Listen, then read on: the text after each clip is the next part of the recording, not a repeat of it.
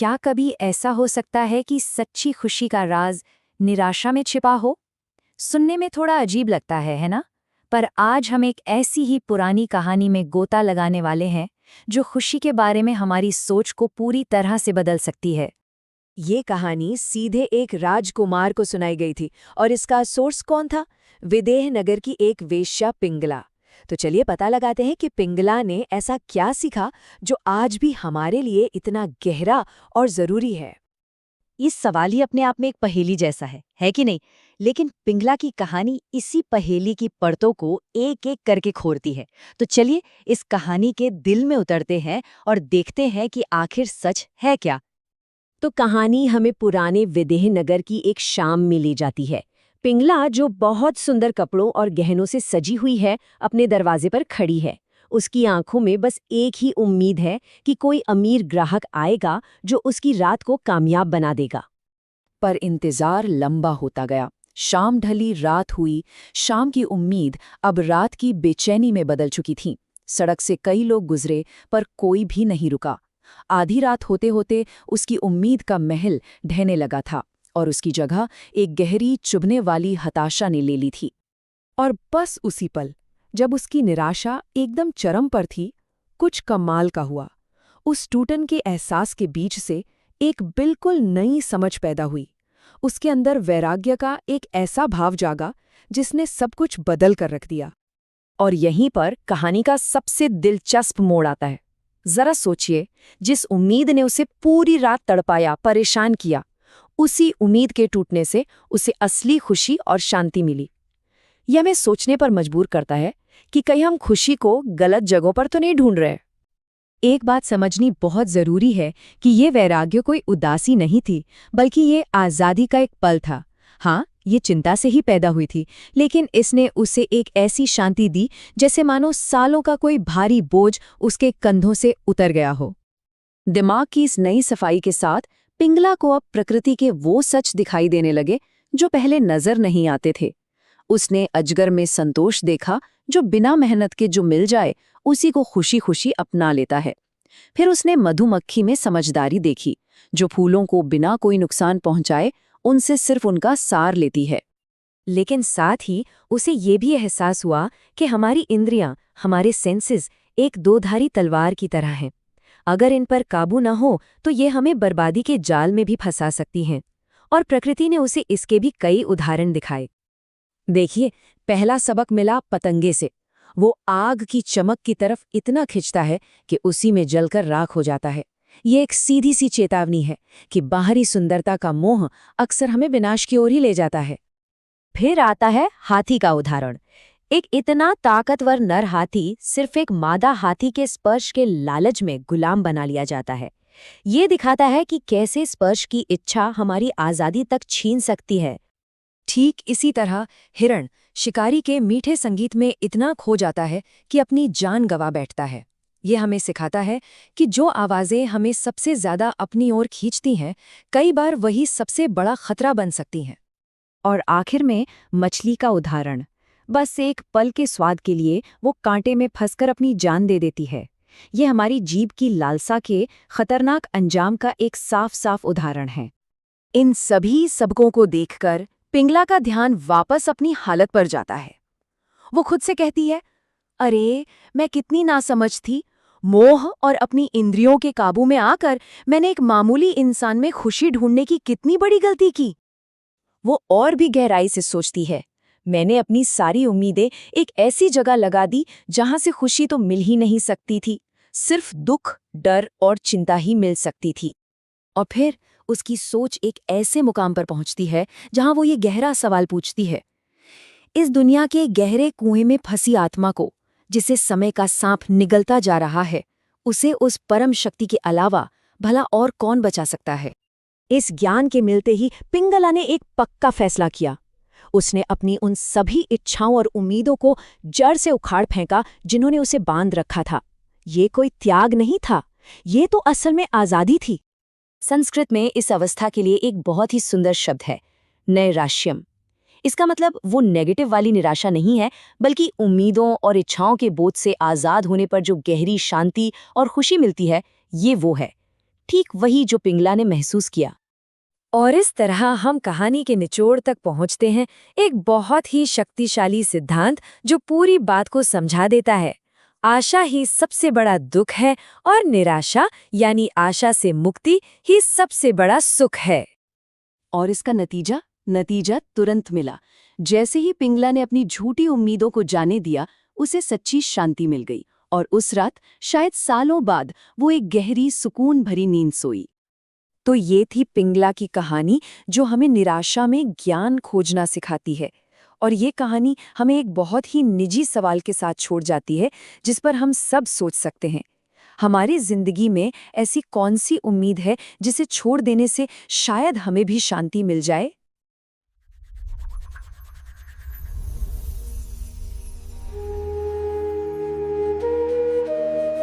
नमस्कार। श्रीमद् भागवत पुराण की एक खास बात यह है कि वो हमें सिखाती है कि ज्ञान कहीं से भी मिल सकता है, प्रकृति से, जीवों से, यहाँ तक कि अप्रत्याशित कहानियों से भी। जी बिल्कुल। आज हम 11वें स्कंध के 8वें अध्याय की कुछ गहराइयों में उतरेंगे। इसमें एक अवधूत ब्राह्मण है जो राजा यदु को ऐसे ही कुछ गुरुओं से मिले सबक बता रहे हैं। हाँ, और ये अध्याय अपने आप में खजाना है, सही कहा। आज हमारा मकसद सिर्फ इन प्राचीन श्लोकों से जानकारी निकालना नहीं है, बल्कि उनके पीछे छिपे व्यवहारिक ज्ञान को, उसकी अंतर्दृष्टि को समझना है। मतलब कैसे संतोष, वैराग्य और इंद्रियों पर काबू, ये सब हमें आज की दौड़ भाग वाली जिंदगी में भी शांति दे सकते हैं। हाँ, ये समझ लीजिए कि हम इन शिक्षाओं के मर्म पर एक खास चर्चा करने वाले हैं। सही कहा। और ये सोचना भी कितना दिलचस्प है ना, कि एक अजगर हमें कर्म और भाग्य के बारे में क्या सिखा सकता है। या समुद्र स्थिरता का क्या राज बताता है। और पिंगला नाम की एक वैश्या की कहानी, वो तो वैराग्य का एक बेहद शक्तिशाली उदाहरण है। बिल्कुल। तो चलिए ब्रह्मांड के शुरुआती उपदेशों से शुरू करते हैं। वो सुख और दुख की प्रकृति पर बात करते हैं। ब्रह्मांड कहते हैं कि देखिए, स्वर्ग हो या नरक, दुख तो हर शरीरधारी को मिलना ही है। और उसी तरह इंद्रियों से मिलने वाला सुख भी वो भाग्य के हिसाब से अपने आप आ जाता है। मतलब इसके लिए बहुत हाथ पैर मारने की जरूरत नहीं। हाँ, ये सुनने में तो सीधी सी बात लगती है, पर इसका इशारा काफी गहरा है। ये प्रारब्ध की अवधारणा की ओर ले जाता है, मतलब हमारे पिछले कर्मों का फल। अच्छा। ब्रह्मांड ये नहीं कह रहे कि कर्म करना छोड़ दो, बिल्कुल नहीं, बल्कि ये समझा रहे हैं कि केवल भौतिक सुखों के पीछे भागना वो व्यर्थ है। क्यों? क्योंकि सुख और दुख दोनों ही हमारे कर्मों के अनुसार बिना अतिरिक्त प्रयास के भी जीवन में आते जाते रहते हैं। तो जो समझदार व्यक्ति है वो इस सच्चाई को जानकर व्यर्थ की चिंता से बचता है। और शायद इसी बात को समझाने के लिए वो अजगर का उदाहरण देते हैं। हाँ, कहते हैं कि जैसे अजगर ज्यादातर एक ही जगह पड़ा रहता है, वैसे इंसान को भी जो कुछ खाने को मिल जाए, चाहे वो स्वादिष्ट हो या बेस्वाद, काम हो या ज्यादा, हाँ, उसे भाग्य का प्रसाद समझकर स्वीकार कर लेना चाहिए। और अगर कभी कुछ ना भी मिले तो भी अजगर के तरह ही बिना ज्यादा छटपटाहट के उपवास कर लेना चाहिए, ये सोचकर कि भाई आज भाग्य में यही था। और सोचने वाली बात यह है कि अजगर में शक्ति भी होती है, इंद्रियां भी होती हैं, फिर भी वो निष्क्रिय सा रहता है। हाँ, ये बात है। ये निष्क्रियता आलस्य नहीं है, ये गहरे विश्वास का प्रतीक है। ये अनावश्यक कर्म और चिंता से बचने का तरीका है। मतलब संतोष? हाँ, संतोष का पाठ है कि जीवन निर्वाह के लिए जो जरूरी है वो प्रारब्ध से मिल जाएगा। यहाँ कर्म की व्यर्थता नहीं, बल्कि कर्म के फल से अनासक्ति, मतलब डिटैचमेंट, उसका महत्व बताया गया है। ये तो हुई संतोष की बात। फिर इस समुद्र का उदाहरण आता है, वो भी बड़ा गहरा है। जी, एक ऋषि को समुद्र जैसा होना चाहिए, हमेशा प्रसन्न, गहरा, गंभीर, जिसे कोई आसानी से माप ना सके। अथाह। हाँ, अथाह, और जो अपनी जगह पर अड़ेग रहे और एकदम शांत। और ये स्थिरता आती कहां से? इसका भी जिक्र है, नारायण परायण होने से। अच्छा। यानी जिसका एकमात्र आश्रय और लक्ष्य ईश्वर है। ऐसा ऋषि समुद्र की तरह बन जाता है। कैसे?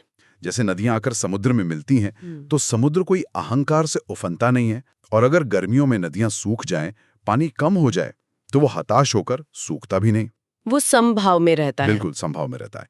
ये दिखाता है कि बाहरी परिस्थितियों के बदलने पर भी जिसकी निर्भरता अंदरूनी है या ईश्वर पर है, वो विचलित नहीं होता। ये अजगर वाले संतोष का ही एक दूसरा ज्यादा गहरा पहलू है, स्थिरता। संतोष और स्थिरता समझने के बाद ब्राह्मण अब माया और आसक्ति के खतरों के बारे में चेतावनी देते हैं।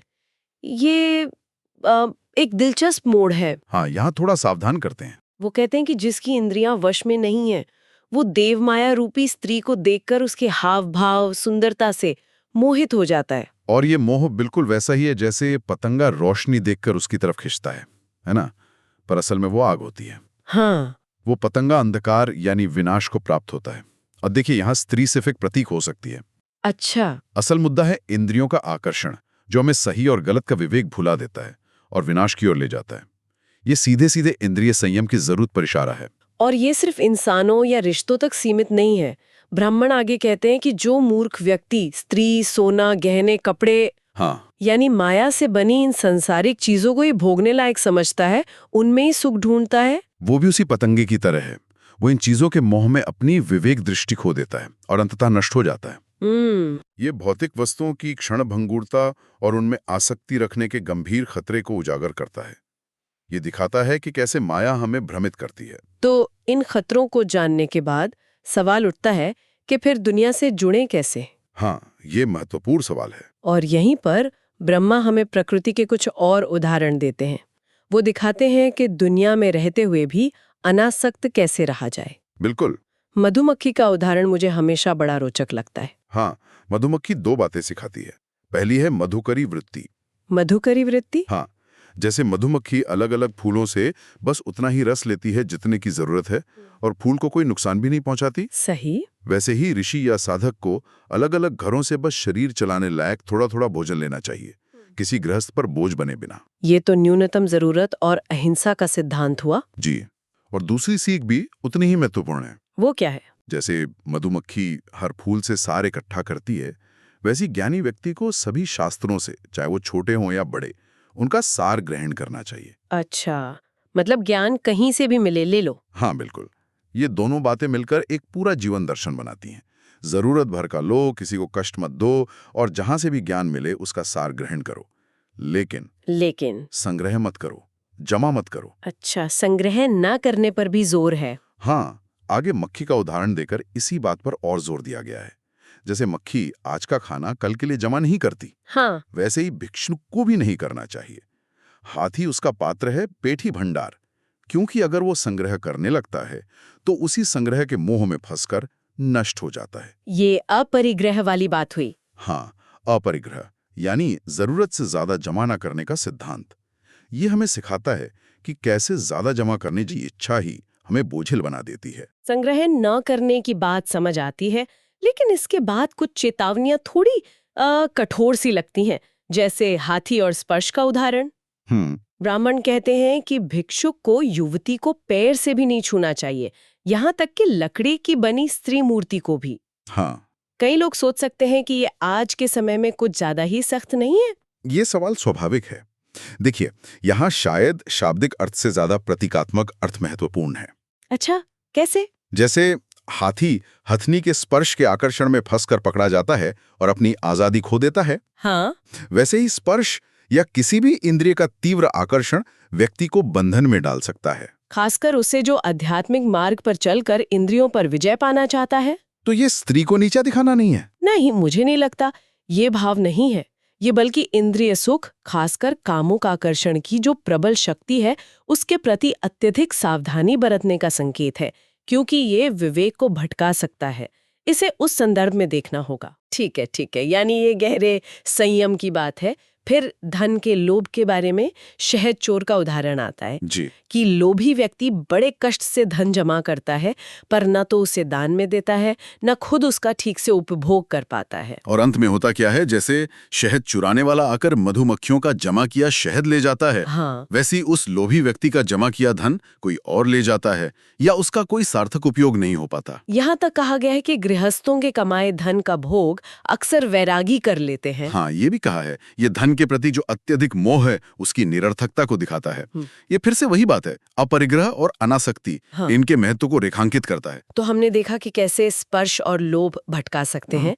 अब सुनने और चखने की इंद्रियों की बात आती है। जी, श्रवण और रसना। हिरण का उदाहरण दिया गया है। वन में रहने वाले यति को कभी ग्राम्य गीत यानी सांसारिक या कामुक गीत नहीं सुनने चाहिए। क्यों? क्योंकि जैसे हिरण मधुर संगीत के मोह में शिकारी के जाल में फंस जाता है, वैसे ही साधक भी भटक सकता है। और ऋषि ऋष्यशृंग का उदाहरण इसी बात को पुष्ट करता है। कहते हैं कि वो इतने ज्ञानी होते हुए भी स्त्रियों के नृत्य, संगीत आदि के आकर्षण में फंस गए थे। अच्छा। ये दिखाता है कि कान यानी सुनने की इंद्रिय भी कितनी शक्तिशाली है और हमें कहाँ ले जा सकती है। देखिए, मनोरंजन बुरा नहीं है, पर कैसा मनोरंजन हमें खींच रहा है, इस पर ध्यान देना जरूरी है। और फिर आती है जीभ, स्वाद का मोह। हाँ, रसना। कहा गया है कि ये अत्यंत चंचल जीभ स्वाद के लालच में व्यक्ति को मृत्यु तक ले जाती है। जैसे मछली कांटे में लगे चारे के स्वाद के लालच में फंसकर जान गंवा देती है। और स्वाद की इच्छा बहुत प्रबल होती है।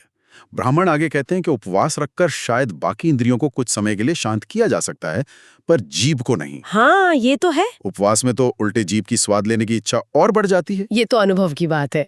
बिल्कुल।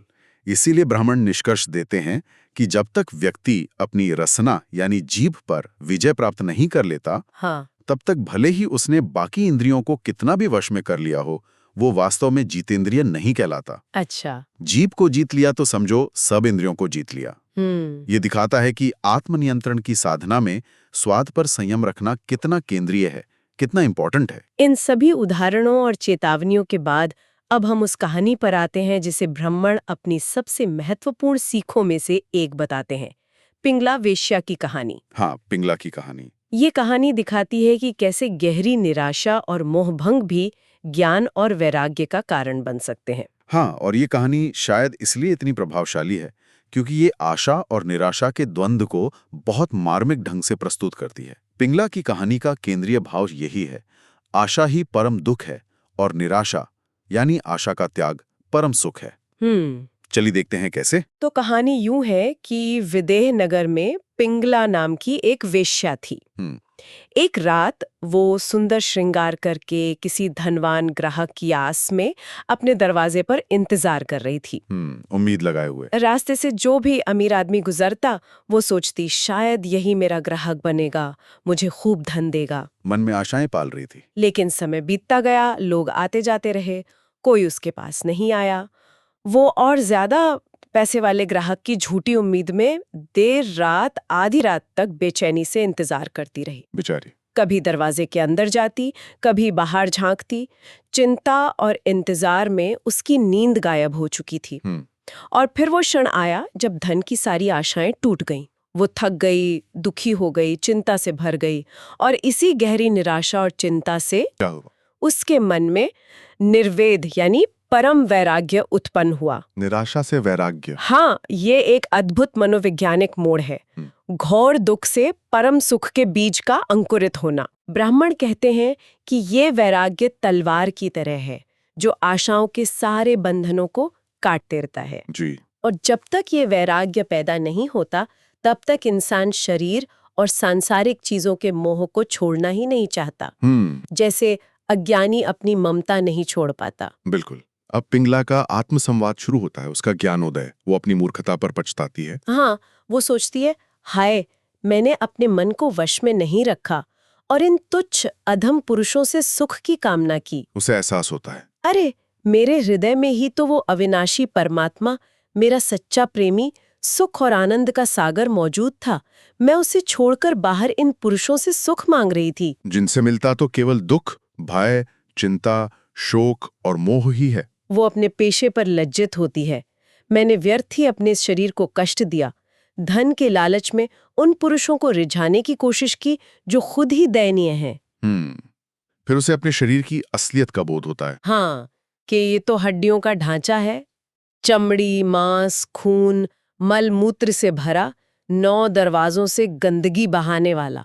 इसकी सुंदरता के लिए मैं दूसरों को खोज रही थी। बिल्कुल। वो खुद को धिक्कारती है, कहती है, मुझसे बड़ा मूर्ख इस नगर में कौन होगा जो आत्मा रूपी अक्षय सुख देने वाले अच्युत भगवान को छोड़कर इन नश्वर पुरुषों से क्षणिक सुख की भीख मांग रही थी। मैंने तो जैसे अपने परमात्मा को ही बेच दिया, जो सभी का स्वामी, मित्र और सबसे प्रिय है, और इन अधम पुरुषों में रमण किया जबकि स्वयं लक्ष्मी रमा भी केवल श्रीहरि में ही रमण करती हैं। फिर वो सोचती है, इस संसार रूपी गहरे कुएं में मैं गिरी पड़ी हूँ। विषयों के अंधकार ने मेरी आंखें छीन ली हैं और काल रूपी विशाल सर्प मुझे निगल जा रहा है। ओह। ऐसे में भगवान के सिवा मेरा उद्धार कौन कर सकता है? उसे समझ आता है कि जब आत्मा बाहरी चीजों से विरक्त हो जाती है तभी वो अपनी रक्षक बनती है। हाँ, सचेत होकर देखने पर ये जगत काल सर्प द्वारा ग्रसित ही नजर आता है। सब कुछ क्षणभंगुर है। और इस गहरी समझ और निश्चय के साथ पिंगला ने पुरुषों से मिलने वाले धन और सुख की सारी व्यर्थ आशाओं को जड़ से काट दिया। हाँ, छोड़ दिया साहब। उसे अपार शांति मिली और वो निश्चिंत होकर अपनी शैया पर बैठ गई। और यहीं पे ब्राह्मण वो सूत्र वाक्य कहते हैं जो पूरी कहानी का सार है। अच्छा।